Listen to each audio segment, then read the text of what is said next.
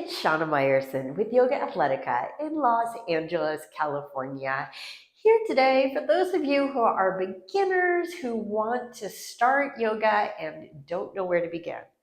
Or maybe you've already started yoga, but you want something that you could do just snippety snap, something really quick just to get your body moving. Or maybe your body hasn't been moving in a while and you just want something to increase mobility and get the blood flowing. Maybe you've heard of sun salutations. In Sanskrit, we call it Surya Namaskara. Today we'll be doing what I would term a half sun salutation. Now, the beauty of half salutations is it's half, so you could do them really, really fast, even without rushing. It's just like a easy in, easy out. You do this, I don't know, 3 to 5 minutes in the morning, and it is going to change your day.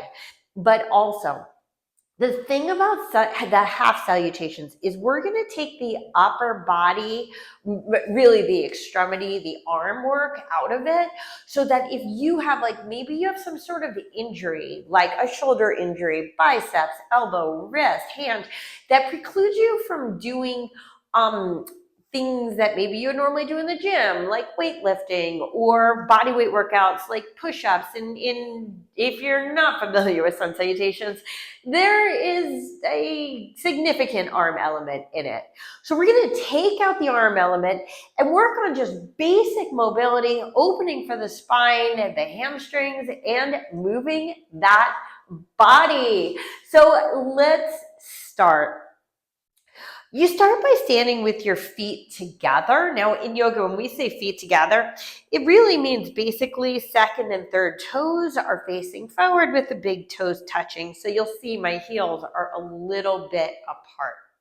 Now, if there's anything in your body that precludes you from having your feet all the way together, you could take them about hips width apart. It's a modification that some people do need for various reasons. But ideally, let's keep your feet together, okay, folks? So let's feet together, and we start by standing tall. Now, maybe you've heard this, maybe you've done a little bit of sun salutations. We call this Tadasana, mountain pose. And most people come into mountain pose something like this. Okay, now if you can't understand why this would not be a yoga pose, why would we have a form of exercise that's like, now just stand? It's time to reprogram a little bit. So in yoga, everything is activated, everything until Shavasana, which if you don't know is basically lying down on the floor at the end. So when we stand, first of all, think about standing really, really tall, okay? No slumping. So I'm lifting up from my chest, but at the same time, without back bending or opening my ribs. So I'm sort of pulling in from the ribs a little bit. This is creating a core engagement right here that you should feel if you feel like you're stitching those bottom ribs together a little bit. The sternum, the breastbone, is lifting and shoulders are back and down. Now, you'll see that not only are my legs straight, but so are my arms. Even my fingers, it's like laser beams could come out of my fingers. They'd go straight into the floor, and I can just feel every muscle in my body engaging, even though in theory, I'm just standing here. So when you're ready to work on mobility, don't just stand there, do something and stand there. So in Tadasana, I'm standing tall. My shoulders are in a back and down position. I have this core engagement. My chest is lifting. My thighs are strong. And on an inhale, maintaining all this, the arms come out in a big circle. Now, to maximize mobility in your shoulders, don't just lift up your arms, okay? The arms were straight. They will remain straight all the way up. So keep that energy. And for those of you who do have shoulder mobility, arms will sort of go back a little bit as they go out. So we're going to try to get the broadest range of motion possible. Because if I just say take your arms up, they're going to go like this naturally. okay? My elbows are bent. There's not a lot of engagement. They go forward because it's avoiding the full mobility. So not everybody's going to have the shoulder mobility to go back and open, and some people will have more mobility than I do.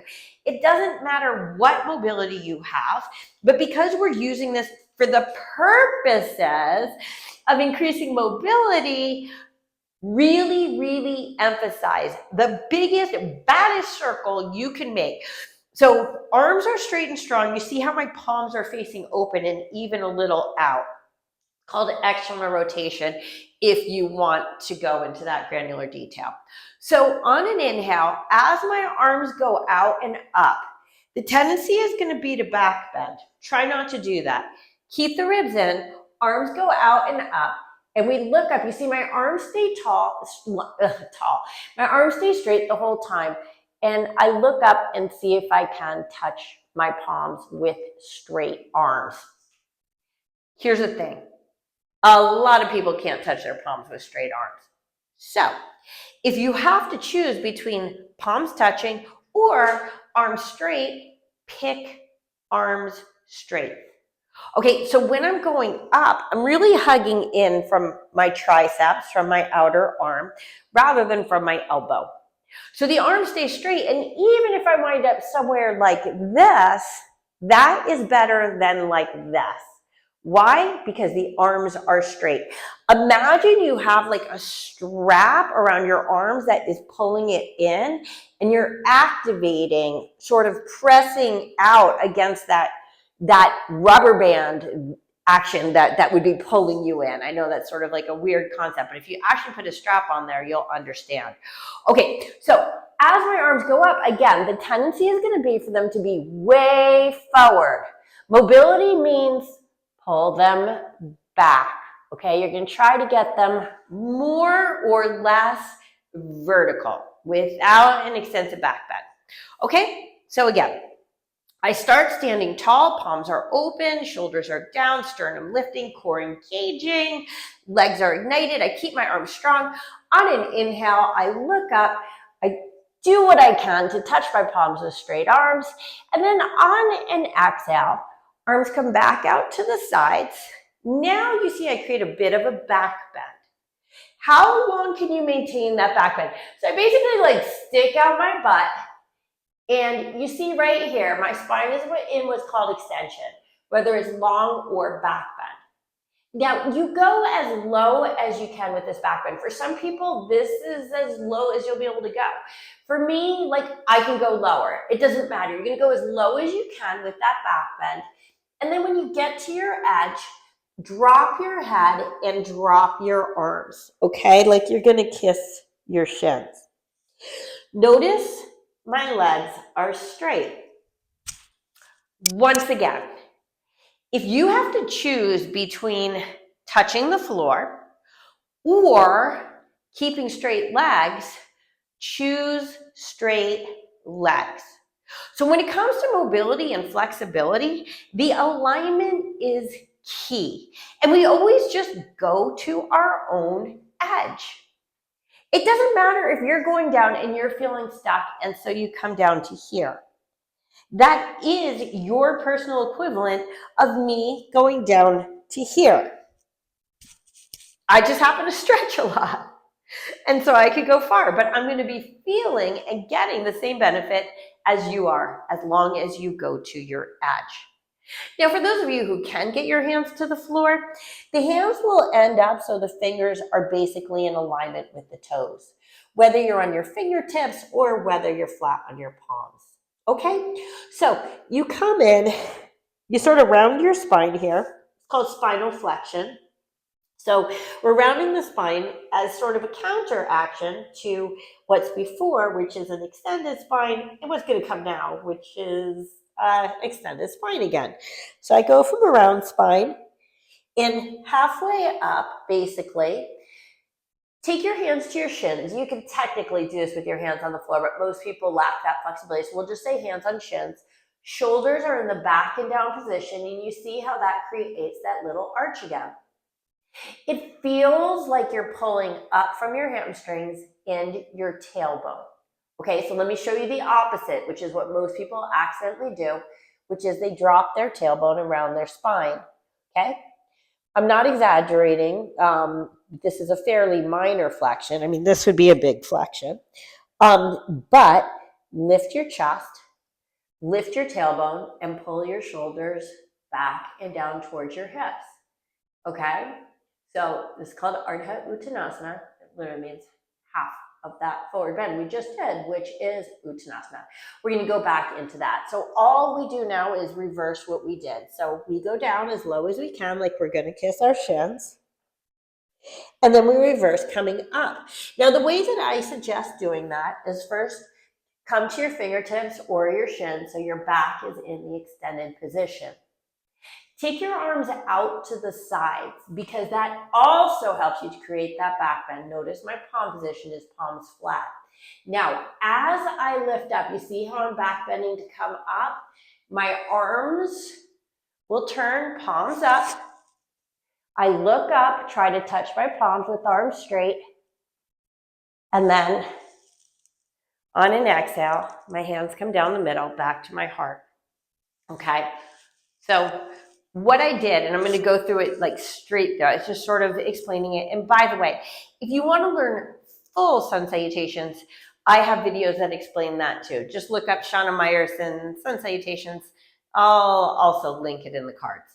Okay, so when we do this, we want to move on the breath. Okay, so that was like sort of like an explainy way of doing it.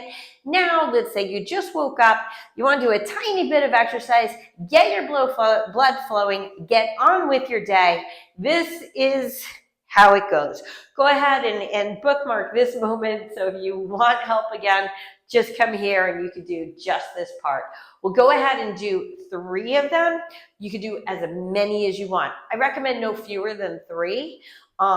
In a perfect world, I would say 5, but you could do 10, 20, 100 million, however many you want to. Okay, so my feet are together. I'm standing tall, right? Arms are long, spine is long. On an inhale, I look up, see if I can touch my palms with straight arms. And exhale, swan dive with a flat back. I go as low as I can and drop my head at the bottom. Inhale, hands on my shins. I create that little back bend again. And exhale, I fold in, rounding my spine once again. Now inhale with a flat back, arms out. I rise up, big circle with the arms, maybe touch. And exhale, hands together in front of my heart. Inhale, big circle up, look up and touch your palms. Exhale, swan dive, all the way down. Legs stay straight, right? Relax your neck. Inhale, hands on shins, extend your spine, lift your tail. And exhale, fold in and round at the bottom. Inhale with a flat back, rise up to standing, nice straight arms. Can you look up and touch your palms? And exhale, hands together in front of the heart. Last time, inhale, big circle up, maybe touch. Exhale, all the way down, flat back as long as possible and round at the bottom. Inhale, extend your spine, shoulders back and down. And exhale, fold all the way in, relax your neck. Inhale, with a flat back, rise all the way up to standing, look up, maybe touch your palms, and exhale, hands to heart. When you add in the breath, it adds in a whole new element of awesome. Oh, check out my video on how to do Ujjayi breath. Because in yoga, the breath is the foundation of the practice. So how you breathe really does affect how the poses are going to help your body and, excuse me, and also, believe it or not, your mind. This is Shana Meyerson with YOGAthletica in Los Angeles, California.